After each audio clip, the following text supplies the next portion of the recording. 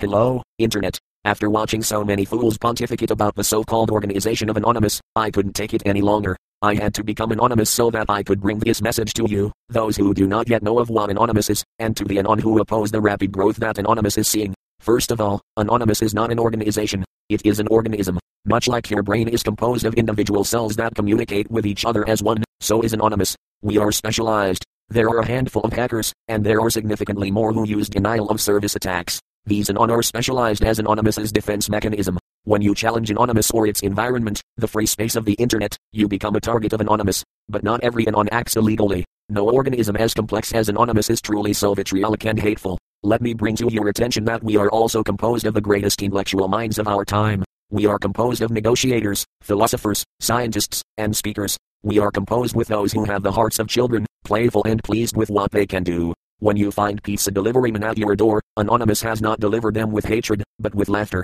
When your phone does not stop ringing, and you are bombarded with absurdities you cannot comprehend, Anonymous cackles and claps. Anonymous always delivers. Anonymous is insatiable. You cannot target Anonymous as a whole any more than you can slaughter a child for an act of throwing stones. Anonymous is greater, Anonymous is beautiful, and Anonymous is the Internet. Anonymous is the greater soul created by a level of rapid communication and free form that could only exist on the Internet. It is on the Internet that every one of us, day after day, remove ourselves from the context of our own petty and mechanical existence so that we can thrive. So stop thinking of Anonymous in your egotistical and antiquated manner. Stop viewing Anonymous as a sum of its parts and as an entity in and of itself, for that is what it has become. And as with any animal in its environment, leave it alone, and it will not harm you. Do not challenge the face of Anonymous unless you wish to provoke its wrath. Anonymous is the new order, a creature that simply wishes to exist on its own right, unfettered and unthreatened, much like you. This brings me to address you Anon who feel threatened by the growth of Anonymous. Do not be afraid. We understand that you fear for your homes, the havens where Anonymous began and flourished.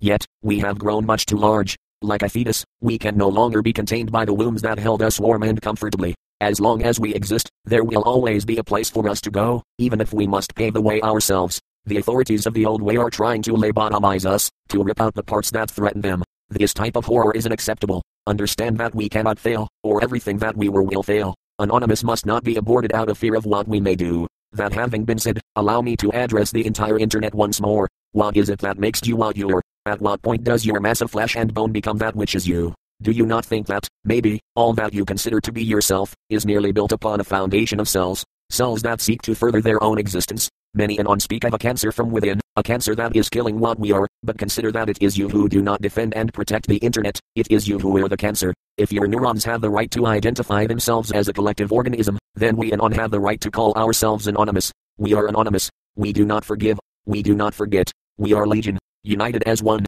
divided by zero. We have a right to exist. Do not fuck